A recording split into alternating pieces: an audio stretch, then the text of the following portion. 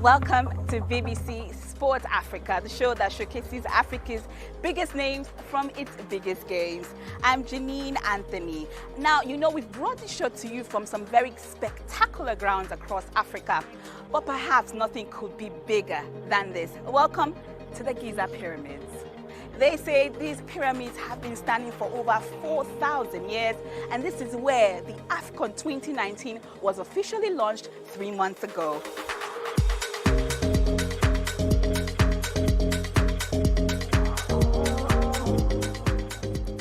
Now, what a month we've had here in Egypt. The Nations Cup has lit up the continent, engrossing football fans across Africa. Now, there's been some sensational matches that will keep us talking for years, but question marks still remain. I've gone to examine the success or otherwise of the 2019 Africa Cup of Nations. Passion, enthusiasm, and fun. The Nations Cup is always one of world football's most colourful events. In the land of the pharaohs, the continent's top teams have tried their best to become African kings, but only one can reign supreme. These finals will go down in history for a handful of reasons. It's the first time the matches have been played between June and July. It's also the first time it's been expanded to feature 24 teams. And another first, the use of the video assistant referees. So what gets a thumbs up and what gets a big thumbs down? Welcome back to Premier League today, and I'm absolutely delighted to say in the studio, joining Ian and I, is Janine Anthony, an African football journalist. Janine, fabulous to see you. Welcome. Just talk to us a little bit about your job role and the connection to the Premier League. I'm very happy to be here. I've covered African football for close to a decade, particularly the transition into European football. Some of your favorite pitches and features you've seen on the show, I produced that with a team of fantastic talents across the continent.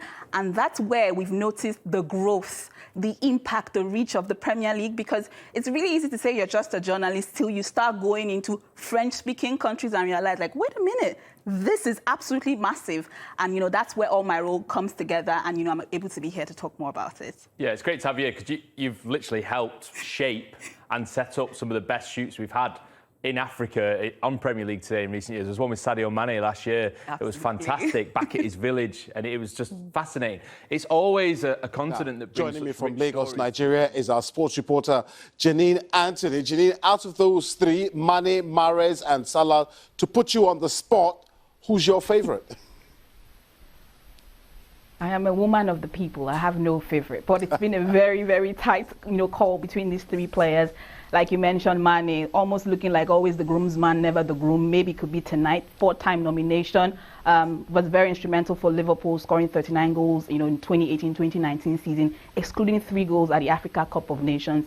Helped them in the calendar year to win 3 trophies, as well as, of course, Mo Salah, who scored the same amount of goals in the Premier League 2018-2019 as well with Mane, and of course Riyad Mahrez, who won the Africa Cup of Nations with Algeria after waiting 29 years. So it's a very, very tight call, but there's been a rallying call, a rallying cry that this time around is in West London, and it could be 2 League Cup semi-finals in a row for Brentford, couldn't it?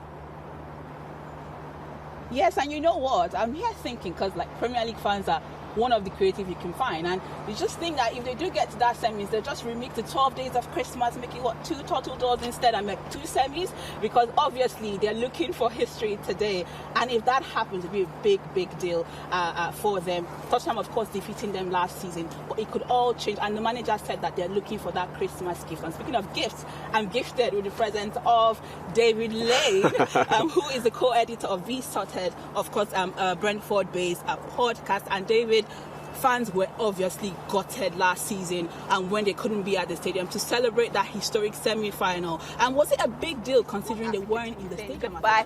We've had crazy nights working with Lin Wachira from the Swahili service, and after the crazy nights, great breakfast in the morning with Babacar Diarra from the French service, and the BBC Sport Africa team is saying goodbye from the Giza Pyramids in Cairo.